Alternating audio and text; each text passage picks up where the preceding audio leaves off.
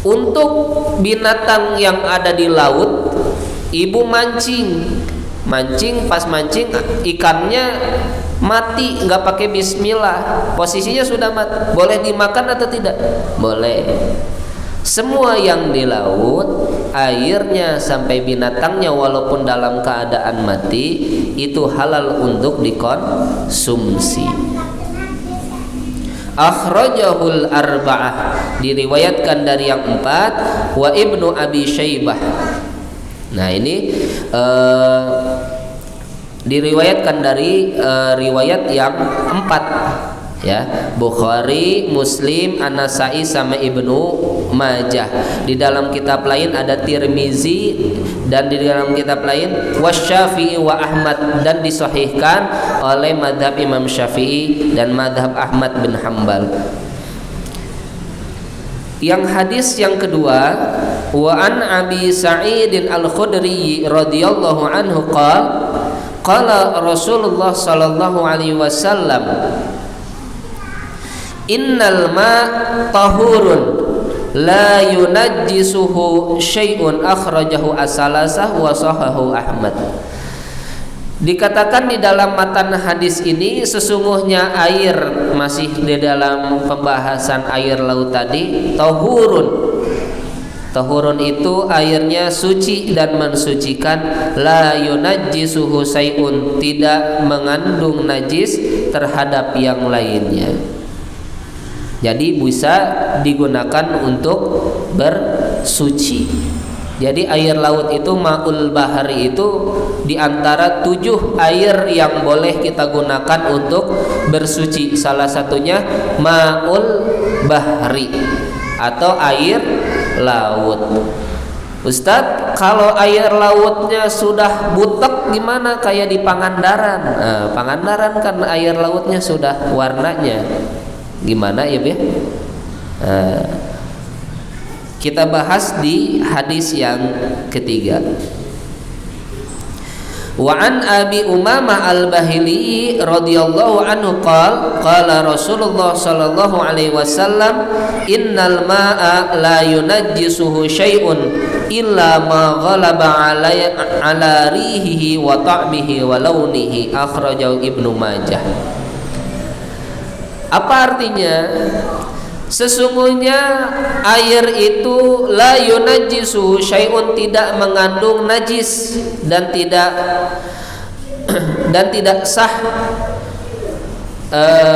Sesungguhnya air itu tidak mengandung najis illa ma ghalaba ala rihi wa ta'mihi wa launihi, kecuali airnya itu telah berubah apanya? Rihihi, baunya.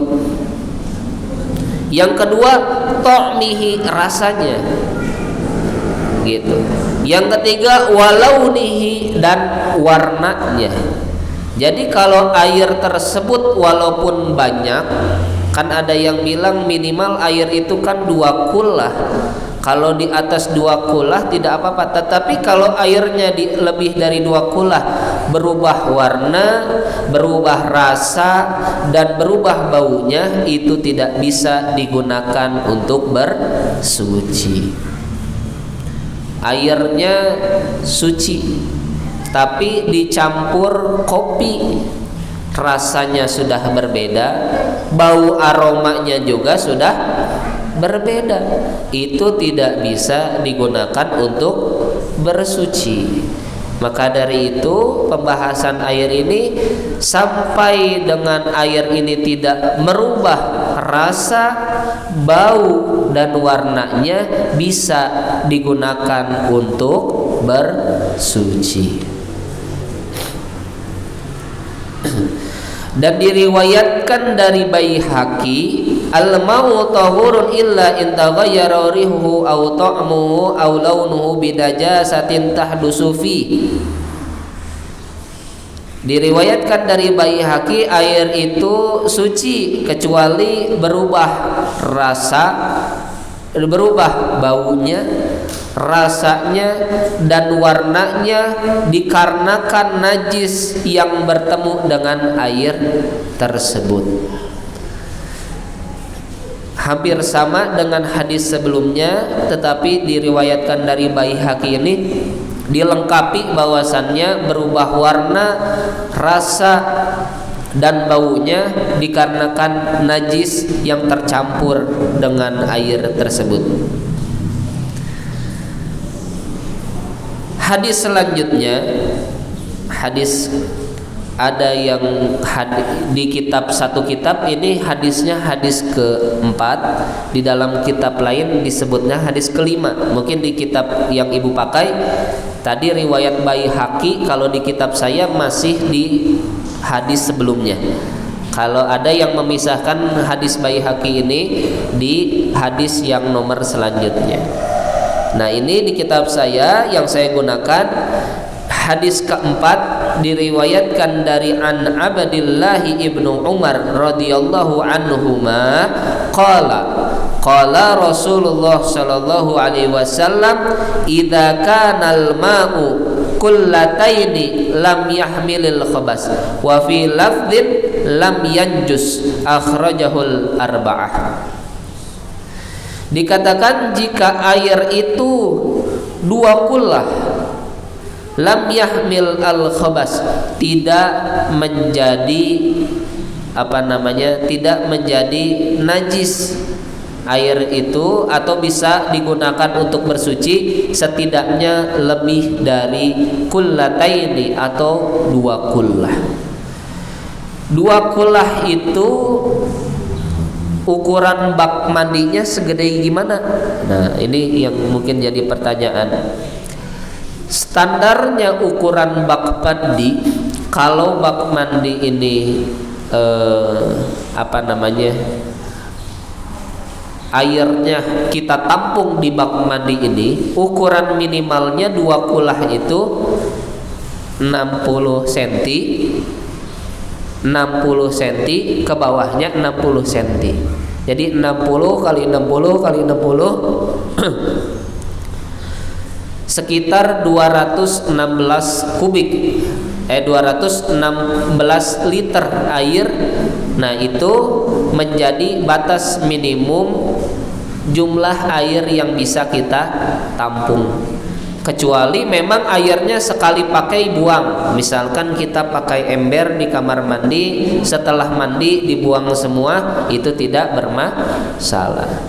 Yang terpenting kalau kita airnya kita tampung, minimal ukuran airnya itu sebanyak 216 liter air, atau kalau diukur dengan sentimeter, ukuran bak mandinya 60 dan ke bawahnya 60 cm.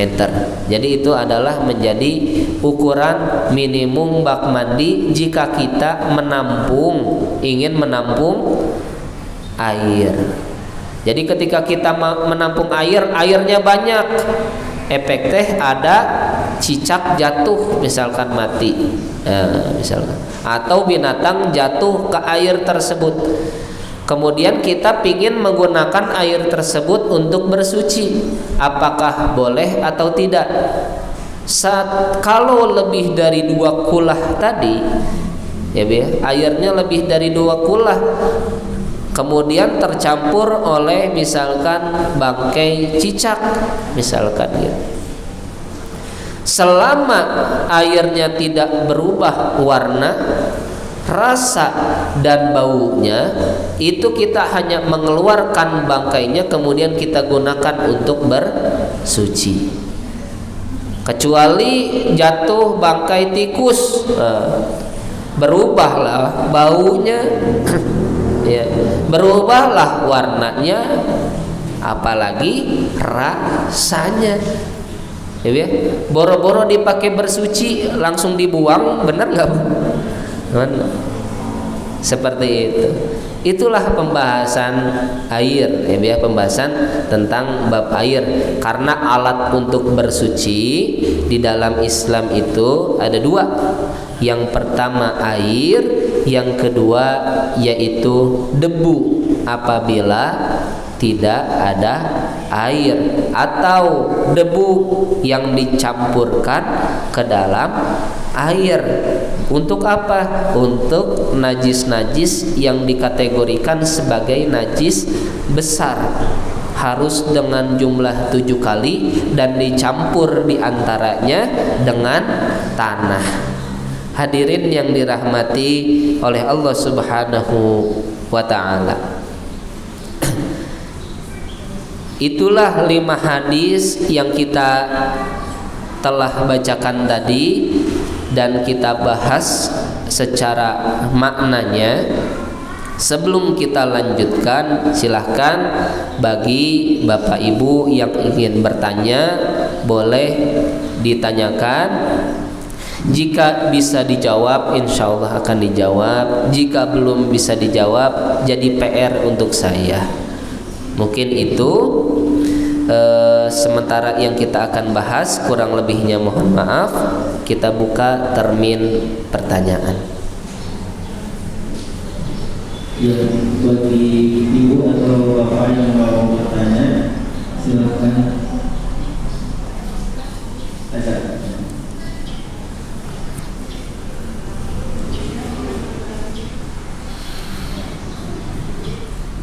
Assalamualaikum warahmatullahi wabarakatuh. Waalaikumsalam warahmatullahi. Iya Pak Ustaz, aku mau nanya masalah apa deh? Kalau main di sekolah itu, 7 kali ya, 7 kali dibasuh, di antara satu pakai debu, Pakai tanah. Itu di masukannya berapa gitu tanahnya? Iya. Iya, itu aja. Jalannya. Assalamualaikum warahmatullahi wabarakatuh.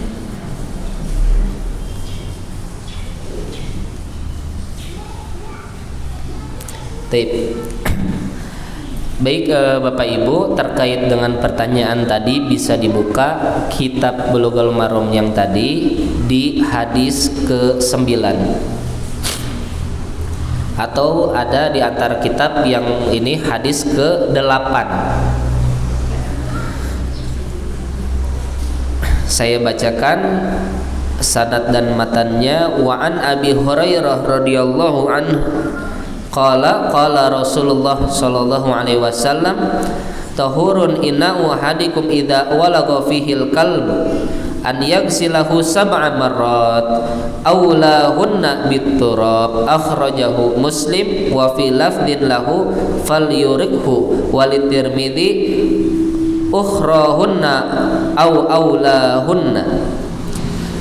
Di dalam hadis ini dikatakan sesungguhnya inaun itu kalau dalam kehidupan kita sekarang, al-ina'u itu seperti alat penampung air yang kalau dulu itu terbuat dari tanah liat seperti kendi.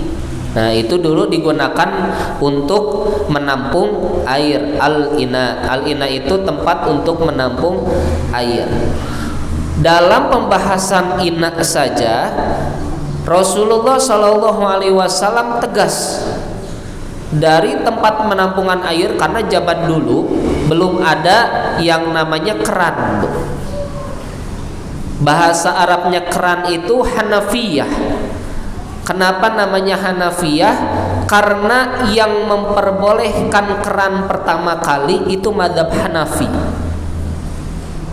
Saya kuliah S1 di Pakistan. Pakistan itu mazhabnya Hanafi. Dulu tidak boleh wudu itu di zaman Rasulullah menggunakan kendi itu, air yang keluar dari kendi. Seiring berjalannya waktu ada keran, entah kerannya bentuk gimana zaman dahulu ya. Kalau sekarang mah ada yang gini doang nih keluar air, nggak usah gitu ya, udah ada sensornya, luar biasa. Zaman sekarang udah otomatis keluar air, tarik tangan